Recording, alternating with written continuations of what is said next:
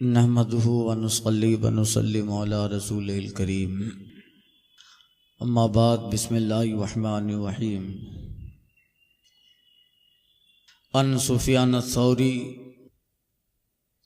क़ाला कानल मालु फ़ीमा मज़ा यकरहु फ़म्मल यौम फ़हुव तुरसुल मोमिन व क़ाला लौला हाज़िहि दनारिर लतमंदलु बिना हाउलाइल मुलूक व क़ाला मन काना फ़ी यदिहि मिन हाज़िहि शै फ़लयुस्लिहु फ़इन्नहु ज़मानुन मन इहताजा काना अव्वलु मन युब्दिलु दीनहु व क़ाला अल हलाल ला यहतमिलु सर्फ़। हज़रत सुफियान सौरी रहमतुल्लाह ताला अलैह से रिवायत है, वो फरमाते हैं गुज़िश्ता ज़माने में सहाबा माल इकट्ठा करना नापसंद समझते थे। इसके ताल्लुक़ से कल अर्ज़ कर चुका, सहाबाए किराम अगर किसी को देखते थे कि वो ज़रूरत से ज़्यादा माल इकट्ठा कर रहा है, यानी 50 दिनार के अंदर उसके सारे काम हो जाते हैं, मगर वो 100 दिनार की फ़िक्र में पड़ा है, तो सहाबा ताज्जुब से उसे कहते थे कि तू माल इकट्ठा कर रहा है, माल जमा करने में लगा हुआ है, इतना माल जमा कर लिया। ताज्जुब से कहते थे, इसलिए कि वो लोग माल जमा करना कहते हैं यक रहो मकरूह समझते थे, पसंद नहीं करते थे। मगर सुफियान सूरी कहते फम्मल यौम, रहा आज तो हर कोई माल जमा कर रहा है और जरूरत भी है, तो कहते हैं फौवा तुरसुल मोमिन, तो आज माल ये मोमिन की ढाल है। इसलिए कि अगर ये माल ना होता, अगर दौलत ना होती इंसान के पास, तो कहते हैं लौला हाज़े दनानिर, अगर ये दिरहम ना होते, दिनार ना होते, ये माल ना होता, ल तमंदलो बिना हाउलाइल मुलूक, तो ये बादशाह और हाकिम लोग हमें अपना रूमाल बना लेते, अपना रूमाल बना लेते। रूमाल से मुंह साफ किया जाता है, बादशाह हमें पैसा देके अपनी गंदगियां साफ करवाते।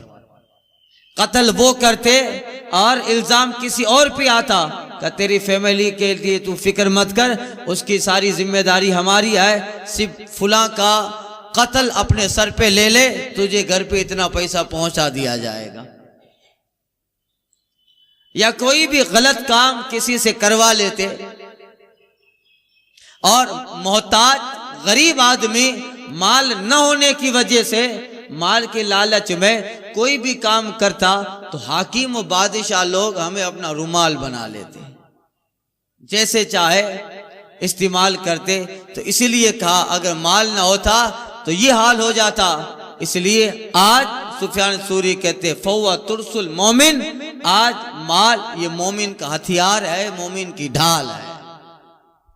फारिगुल बाल रहता है बंदा, माल है, तो फिर लालच की वजह से कोई गलत काम नहीं उठाता है, गलत काम कदम नहीं उठाता है, इसलिए कि उसके पास दौलत है, अपना कमा रहा है, अपना खा रहा है, वरना लालच के हिसाब से कोई गलत काम करे। देखिए आगे यही है, काला वकाला मन काना फी यदिही मिन हाज़िही शै। सुफियान सूरी कहते जिसके पास कुछ हो, माल हो, तो फिर उसको उड़ाता न फिरे, फल युस्लिहु, तो उस माल को महफूज रखे, आड़े वक्त में वो काम आए, उसको महफूज रखे। फ़इन्नहु ज़मानुन इन अहताजा काना मन अव्वलो यब्दिलु दीनहु, इसलिए कि ये ऐसा ज़माना है कि आदमी अगर इस ज़माने में मोहताज हो गया, तो सबसे पहले अगर कोई चीज़ वो खर्च करेगा तो अपना दीन होगा। मोहताज आदमी मोहताजी को दूर करने के लिए सबसे पहले अपना मजहब खर्च करेगा, दीन खर्च करेगा। बताइए, लोग वहाबी हो रहे हैं, मौदूदी हो रहे हैं, गैर मुक़ल्लिद हो रहे हैं, अहले हदीस हो रहे हैं, माल ही की वजह से। वरना सब जानते हैं कि उन लोगों ने क्या लिखा है और क्या क्या बातें, और मैं उन्हें सब मालूम है, मगर इसलिए कि इन्नहु मन काना अहताजा, इसलिए कि अगर बंदा मोहताज हो जाए तो सबसे पहले आज के जमाने में उसे दूर करने के लिए वो दीन खर्च करता है, दीनदारी खर्च करता रहेगा। लोग कहेंगे ले इतना पैसा ले ले, अकीदा बिगड़ गया, आमाल बिगड़ेगा, और वो गुर्बत को खत्म करने के लिए पैसों के लिए अपने दीन को कहीं भी बाजी में हार जाएगा, दीन के लगा देगा। इसलिए जो है आदमी मोहताज सबसे पहले अपना दीन खर्च करता है। ऐसे बहुत सारे वाकयात है हमारे सामने, बहुत सारे वाकयात है। बंदा हाजतमंद है तो अब कुछ ना कुछ तो चाहिए, का चल जो भी दे और उससे जो चाहे वो काम करवा लो।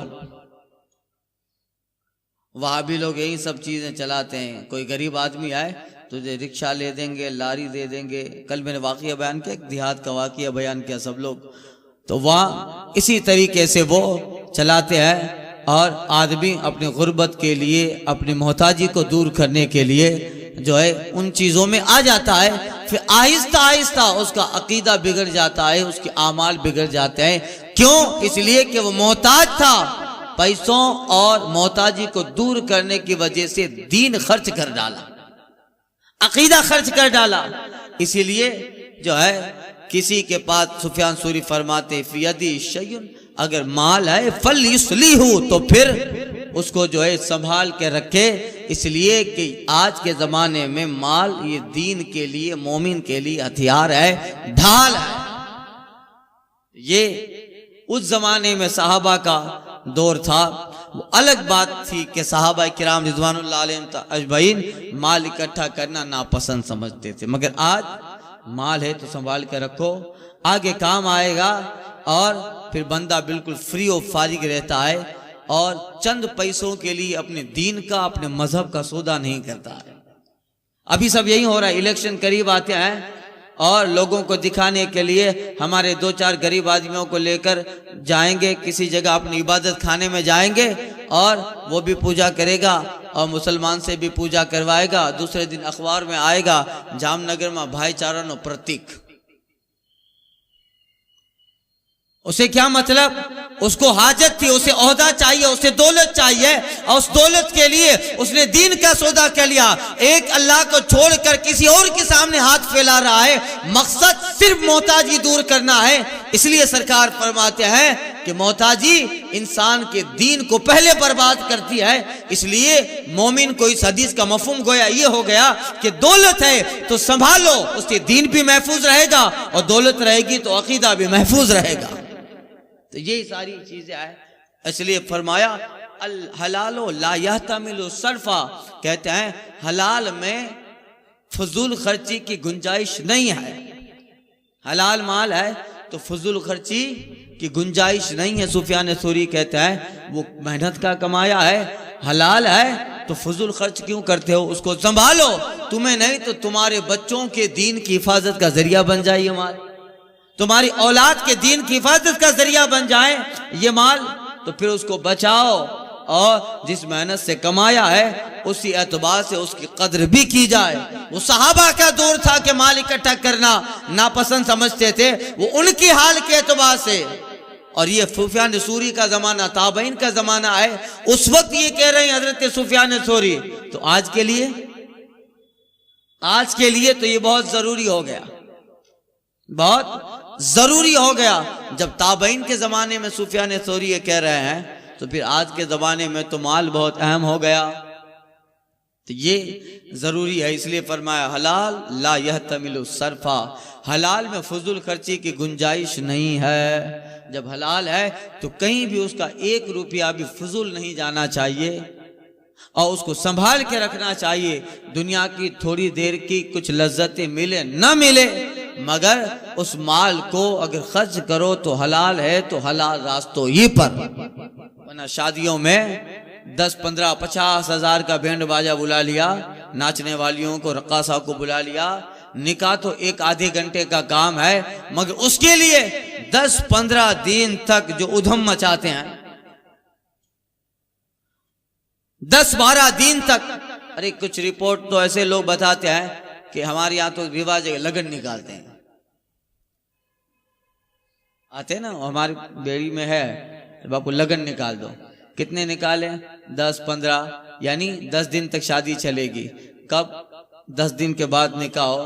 अब जितना ज्यादा टाइम रहे, लोग कहते हैं कि फिर शादी के इतने ज्यादा दिन लेकर दोस्त अहबाब सब आते हैं और जिसके यहाँ शादी है रात को फिर वहां जुआ खेलते हैं।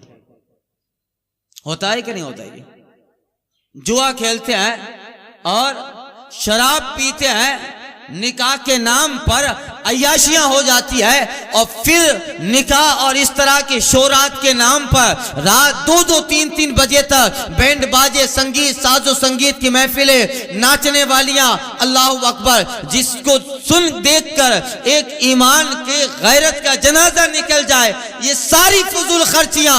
अब इसमें 2 नुकसान है, एक तो इसका माल भी जा रहा है, दूसरा ये अल्लाह की बारगाह में अजाब का मुस्तहिक भी हो रहा है।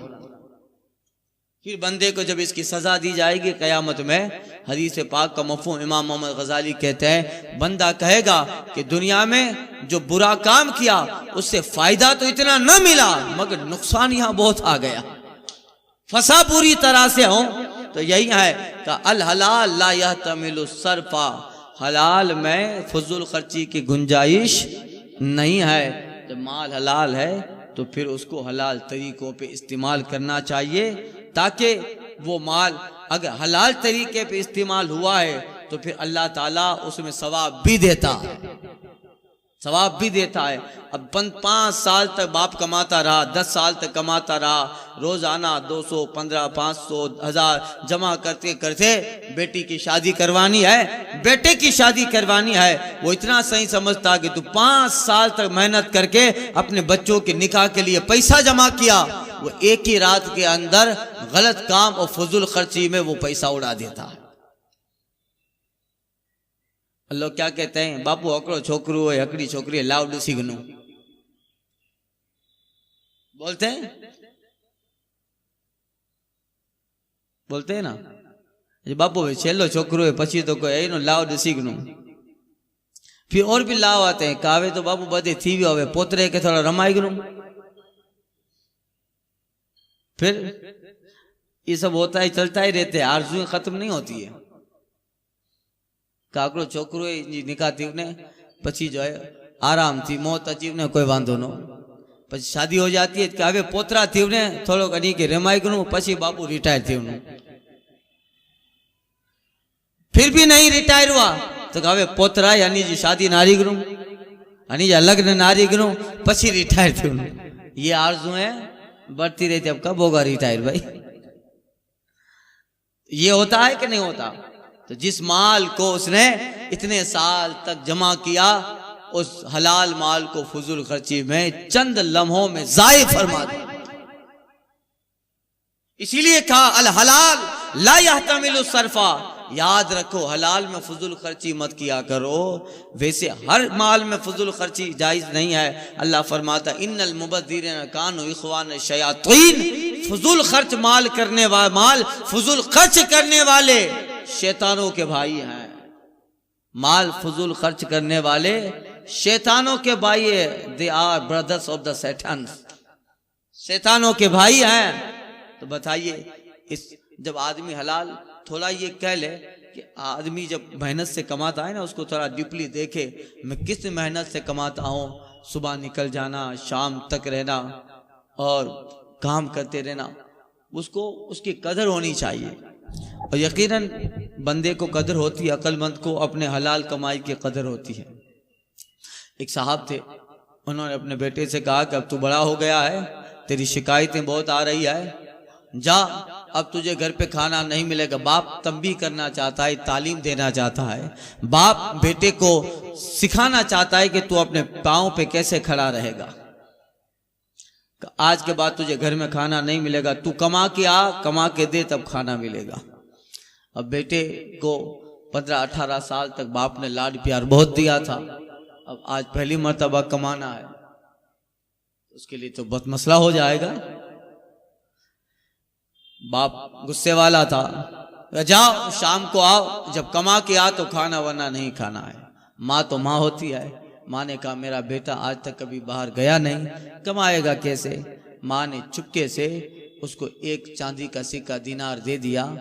कहा जा बेटे दोस्तों के साथ रहे, शाम को जब आ तो यही दिनार यही सिक्का अपने बाप को दे देना का लो कमा के आया हूं। गया और दोस्तों के साथ रहा। शाम को आया, अपने बाप को अपनी रकम दिखाई का ये मजदूरी करके आया। बाप ने उससे लिया और उस सिक्का को आग में फेंक दिया, किसी जगह फेंक डाला। जा कल फिर कमा के आ। दूसरे दिन निकला, फिर निकलते निकलते चुपके से माँ ने कुछ रकम दे दी। क्या बेटा जा जिंदगी गुजार, शाम को आए तो ये बाप को बता देना कि कमा के आया हूं।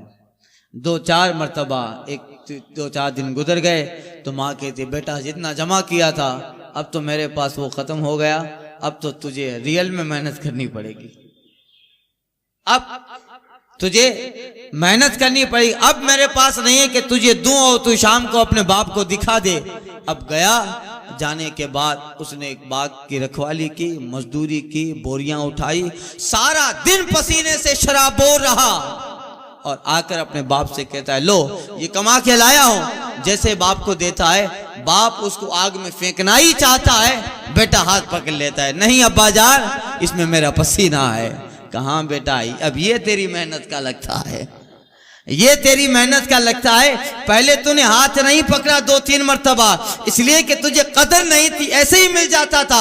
आज तू मेहनत करके आया है और सारा दिन पसीना बहाया है, तब तुझे इतना मिला है, तो तुझे कद्र हो गई कि इसकी कीमत क्या है, इस रुपये की कद्र क्या है। बेटा हाथ रोक लेता है, कहा नहीं अब्बा जान ये मेरा मेहनत का कमाया हुआ है। तब उस बेटे को एहसास होता है कि आज की मेहनत का जब इतना है तो इसकी कद्र कितनी है। मैंने तो कितना मेरे बाप का ऐसे ही खर्च कर दिया है, मेरे बाप को मेहनत कितनी पड़ी होगी। बेटा समझ गया सारा फलसफा, अब इतना हलाल से कमाता है और फिर हम लोग ऐसे ही उड़ा देंगे। जो चीज जरूरी नहीं है, गैर जरूरी चीजें, अननेसेसरीज, गैर जरूरी चीजों के अंदर हम जो है इसी तरह पैसे उड़ा देते हैं, जबकि वो हलाल का है। क्या फरमाया हुआ तुरसुल मोमिन, माल तुम भी जमा करो, तुम्हारी औलाद के लिए रखो, ताकि इस माल की वजह से उनका अकीदा भी बना रहेगा, उनका ईमान महफूज रहेगा। यही है, इसलिए अगर अल्लाह माल दे तो उसको संभालना चाहिए। जमा करना तवक्कुल के खिलाफ नहीं है, जमा करना तवक्कुल के खिलाफ नहीं है।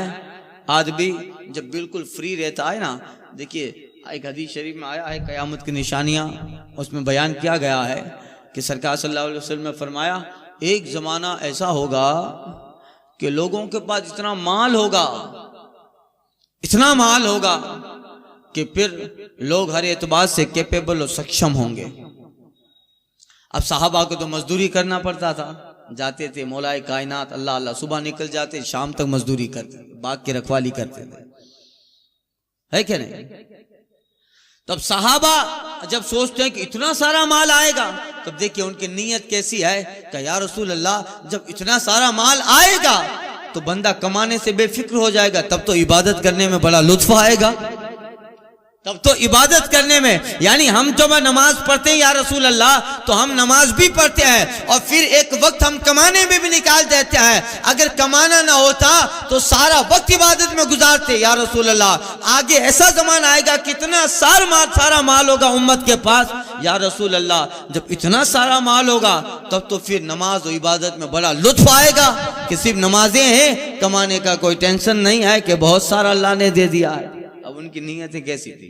हुजूर फरमाते नहीं, तुम्हारी तरह उनका हाल ना होगा, बल्कि वहां जितना ज्यादा आएगा उतना ही ज्यादा वो लोग इबादत से दूर होते जाएंगे। उनका हाल तुम्हारी तरह नहीं होगा कि जितना ज्यादा आया है तो चलो 4 दिन का, 5 दिन का, 8 दिन का माल आ गया है, 8 दिन का घर में पड़ा है, अब कमाने नहीं जाना, 8 दिन खुल के इबादत कर लो, 8 दिन खुल के इबादत कर लो। ये सहाबा का हाल था। हमारा हाल ज्यादा आ गया है तो फिर उसको और ज्यादा बनाने की फिक्र में है, हम उल्टे हैं, जितना ज्यादा आता है इबादत से उतना ही रिश्ता कमजोर होता जाता है। तो ये है, तो उन लोगों का हाल ऐसा था, 10 दिन का कमा लिया, 10 दिन का आ गया तब चलो 10 दिन खाना चलता रहेगा घर में, अब 10 दिन खुल के इबादत करो, कोई टेंशन नहीं है, 10 दिन के बाद देखा जाएगा। हमारा ऐसा नहीं है, हम लोग उल्टी वाले हैं, उल्टा चलते हैं। ज्यादा आ गया, अरे ऐसा नहीं था, और अचानक 10,000 आ गया, चलो अब इसका 20,000 बनाओ, उसका 40,000 बनाओ, उसका 80,000 बनाओ, उसका फिर 2 लाख बनाओ। अब उसी की फिक्र में वो इसमें इतना रहा कि फिर इबादत वाली साइड उस माल की वजह से बिल्कुल डैमेज हो, कमजोर हो गई। कितने करोड़पति हैं जो 5 वक्त नमाज के पाबंद है, बताइए। है नमाज पढ़ने कौन आता है भाई?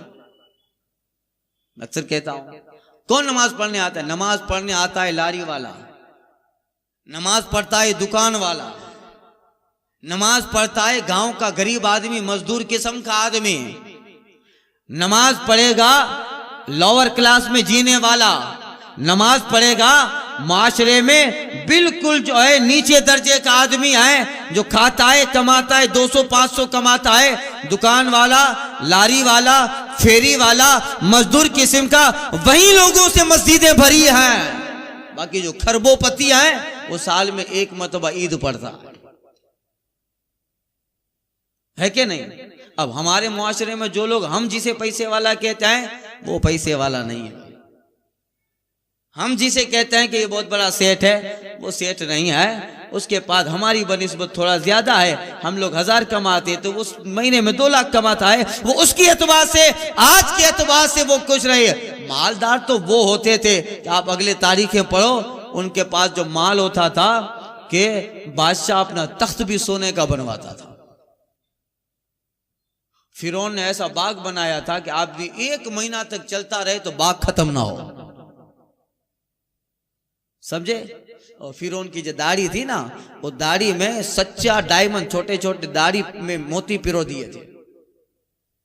दाढ़ी के एक बाल में फिरौन ने मोती पिरोए थे, ओरिजिनल डायमंड, जिसकी आज के जमाने में एक डायमंड करोड़ों का होगा, ऐसे ओरिजिनल डायमंड लाख हजारों की तादाद में बाल में पिरोए थे। और सारी रेशम के उस जो है सच्चे जवाहर और मोतियों से उसकी दाढ़ी थी, सिर्फ उसकी दाढ़ी में जो सोना जवेरात लगे थे उसकी कीमत खरबों रुपया थी।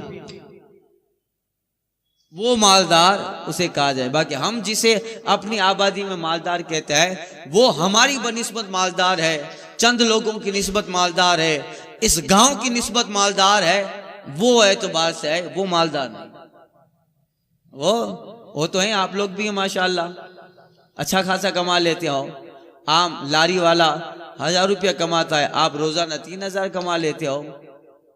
जिसकी अच्छी दुकान है अल्लाह ताला और बरकतें देता रहे, ख्वाजा का कर्म चलता ही रहे, लंगर चलता रहे। मगर मैं ये अर्ज कर रहा हूं कि गरीब तबका वही नमाज पढ़ेगा, अक्सर होता है। डॉक्टर इकबाल कहते हैं मस्जिद में सफारा होते हैं तो गरीब, जहमत रोजा करते हैं गवारा तो गरीब, पर्दा रखता है कोई तुम्हारा तो गरीब, नाम लेता है हमारा कोई तो गरीब, उमरा नशे दौलत में गाफिल हमसे, जिंदा है मिल्लत बेजा गुरबा के दम से। ये है तो फिर मोमिन के लिए माल अगर अल्लाह ने दिया है तो फरमाया ला यहतमिलु सरफा, उसको जो है आप महफूज रखिए माल को, नस्लें अच्छी होंगी और उसकी अकीदा भी महफूज रहेगा, माल रहेगा तो बंदा फ्री होके नमाज पढ़ेगा। वरना बाल लारी पड़ी है, आधा दिमाग लारी पे रहेगा, आधा दिमाग दुकान के ग्राहकों पे रहेगा, तो भी खुलूस पैदा नहीं हो पाएगा, वो लिल्लाहियत पैदा नहीं हो पाएगी। मुकम्मल इस दिल का ताल्लुक अल्लाह की बारगाह में होना चाहिए। वो उसी वक्त होगा जबकि तुम्हारे दुनिया वाली साइड बिल्कुल साफ हो, माल असबाब दौलत अल्लाह ने इतना दिया है कि अब उसकी तरफ ज्यादा फिक्र करने की जरूरत नहीं है। मजदूर लोग काम करने वाले काम करते हैं, वो साइड इतनी कैपेबल है, जब वो मजबूत है अब बंदा खुल के नमाज पढ़े, मुकम्मल दिल का ताल्लुक अल्लाह की बारगाह में लगा रहे, फिर खुलूस आता है, लिल्लाहियत आती है। यही है। एक हदीस सुन लिया अन इब्न अब्बास, ये हदीस मैंने कल बयान कर दी थी मगर का रिकॉर्ड नहीं था, और इतनी हदीस अच्छी हदीस थी तो जाहिर बात है कि फिर इससे आप लोग और जो नेट पे सुनते हैं वो लोग भी फायदा उठाएं। अन इब्न अब्बास क़ाल क़ाल रसूलुल्लाह सल्लल्लाहु अलैहि वसल्लम युनादी मुनादिन यौमल क़ियामा अयना अबना उस-सित्तीन वहुवल उम्रुल लज़ी क़ाल अल्लाहु तआला अवलम युअम्मिरकुम मा यतज़क्करु फीही मन तज़क्कर व जाअकुमुन नज़ीर रवाहुल बैक़ी। हज़रत इब्न अब्बास से रिवायत है, फरमाते हैं आका ने फरमाया कि क़यामत के दिन पुकारने वाला पुकारेगा, क़यामत के दिन पुकारने वाला पुकारेगा, क्या कहाँ है 60 साल की उम्र वाले लोग, 60 साल, आईना अबना उस-सित्तीन 60 साल उम्र के बूढ़े कहाँ हैं, पुकारेगा। क्यों? वहुवल उम्रुल लज़ी, आका कहते ये वही उम्र है 60 साल, वही उम्र है जिसके ताल्लुक से अल्लाह ने फरमाया अवलम युअम्मिर मा यतज़क्करु फीही मन तज़क्कर व जाअकुमुन नज़ीर। अल्लाह फरमाता है कि क्या हमने तुमको इस कदर उम्र न दी, हमने तुम्हें इस कदर उम्र न दी कि नसीहत पकड़ने वाला इस उम्र में तो नसीहत पकड़ ही ले, हमने तुम्हें वो उम्र न दी कि नसीहत पकड़ने वाला इस उम्र में नसीहत पकड़ ले, और आया तुम्हारे पास डराने वाला, तो कहाँ है वो बूढ़े बताओ। 60 साल उम्र दी, आखिरी उम्र में तो नसीहत पकड़ लेनी चाहिए थी, क्यों नसीहत नहीं पकड़ा बताओ। उज़्र क्या है, बहाना क्या है, कुछ बचा है का मौला कुछ नहीं है, गफलत थी, बचपने में तो कुछ न किया, जवानी में भी कुछ न किया। आम लोग बुढ़ापे के सहारे पे जीते थे कि बूढ़ा होंगे तो कर लेंगे, नमाज पढ़ेंगे और बाकी कज़ाए उम्री पढ़ लेंगे, रोजे जितने हैं बाकी वो बुढ़ापे में कर लेंगे, ये करेंगे वो कमले कर लेंगे, मगर मौला उसमें भी न किया। अल्लाह फरमाएगा ये उम्र तो वो है कि नसीहत पकड़ने वाला इस उम्र में नसीहत पकड़ ले, मगर तुमने इस उम्र में भी नसीहत न पकड़ी, अब उनके साथ क्या मामला होगा रब जानता। 60 साल में भी अगर वो नसीहत नहीं पकड़ता है तो फिर चौथा पीरियड आने वाला नहीं है, उस चौथे पीरियड को सिर्फ मौत कहा जाता है। बचपना गया, चलो जवानी में कुछ कर लेंगे, जवानी चली गई इसी उम्मीद पर कि अभी तो खेलने कूदने के दिन हैं, अभी सारी चीज़ें है, मोबाइल है, इंटरनेट है, रातों को जगना है और सुबह 10 बजे उठना है, अपना ये वो सारी चीज़ें हैं, तो अभी तो खेलने कूदने के, पार्क में घूमने के, ट्रैवलिंग के, वेकेशन के दिन है। बाद में देखेंगे 50 साल के बाद जब हड्डियां कमज़ोर हो जाएंगी तब देखेंगे। जितनी उम्र में नमाजें पढ़िए, मौलाना साहब कह रहे थे तकरीर में कज़ाए उम्री कर लेनी चाहिए, अब अभी जाने दो, बाद में 50 साल के बाद हजरत ने कहा था तो कज़ाए उम्री कर लेंगे और रोजे रख लेंगे, आखिरी उम्र में तो फिर भूख भी ज्यादा नहीं लगेगी। उसी जवानी को इसी उम्मीद पे ठालता रहा कि बुढ़ापा है, मगर जब बुढ़ापा आ गया तो फिर चलने की ताकत ना रही। अब बुढ़ापा जब आ गया तो फिर रोजाना हॉस्पिटल जाना है, 2-2, 4-4 घंटे वहां रहना है, इलाज भी करवाना है और बहुत सारे प्रॉब्लम्स हैं। तो अब वो उम्र भी नसीहत पकड़ न पाया, उम्मीद पे जीता रहा, मगर जब वो वक्त आया तो उस उम्मीद को पूरा कर न पाया। अल्लाह फरमाएगा इस उम्र में तो सुधर जाना चाहिए मगर न सुधर पाया। हम लोग यहीं ठेलते रहते हैं, पछी नारियों बहनों, पछी नारियों बहनों दोबारा फिर देखा जाएगा, नहीं देखा जाता है। आज तक मुझे बता दो जिसने कहा हो कि कल तौबा कर लूंगा और कल तौबा करके मराओ, ऐसा है कोई? कब्रिस्तान उन लोगों से भरे पड़े हैं जो कहते थे कि आखिरी उम्र में सुधर जाना है, मगर कब्रिस्तान में कब्रें ऐसे लोगों से भरी पड़ी हैं जिसको मौत ने आखिरी उम्र में सुधरने का चांस और मौका दिया ही नहीं।